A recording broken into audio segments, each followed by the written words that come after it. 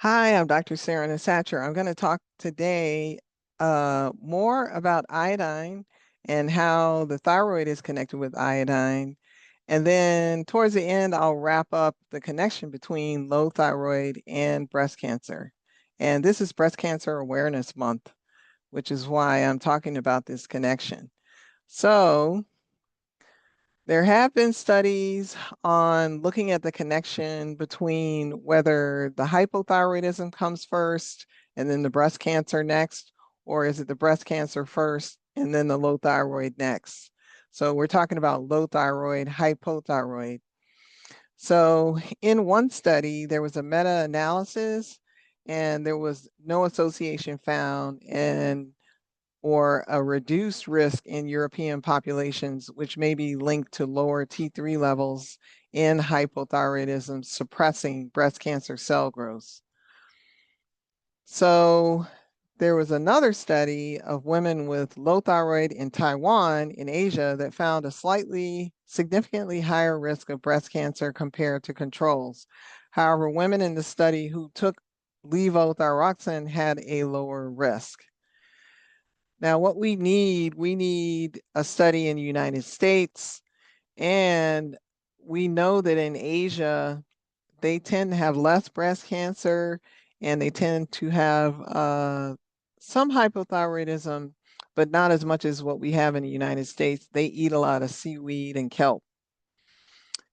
And in the European Union countries, they tend to not be eating the same type of wheat that we're eating in the United States. So they don't have as many disruptions, cellular inflammation on the whole.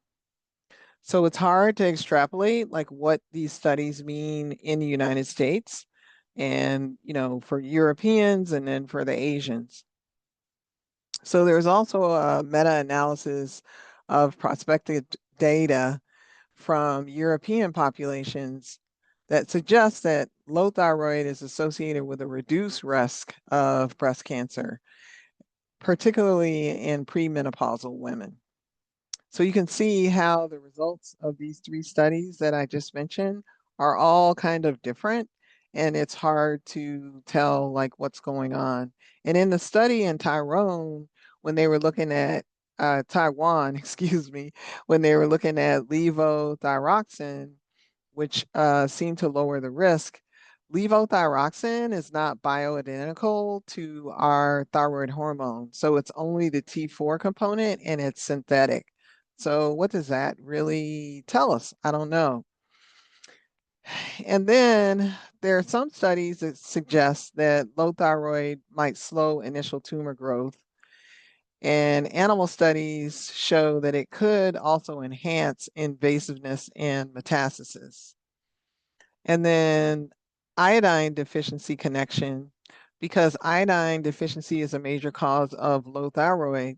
Some researchers speculate that the link between low thyroid and breast cancer, especially the more aggressive metastatic forms, is driven by an underlying iodine insufficiency. So, some things to consider, what's really causing the problem and the difference in these populations. Is there a direct cause with the iodine? Is there a direct cause with the low thyroid? It's a complex relationship. And I also know that in the United States, we're really underdiagnosing how many people have low thyroid because of the way that the pharmaceutical companies and our adjustments in conventional medicine, the way the TSH is looked at as like the diagnostic factor, when the TSH is not the only way to diagnose problems with the thyroid. And so many people walk around with subclinical hypothyroid. Many people walk around with severe hypothyroid, but no one's checking the right numbers to be able to diagnose it.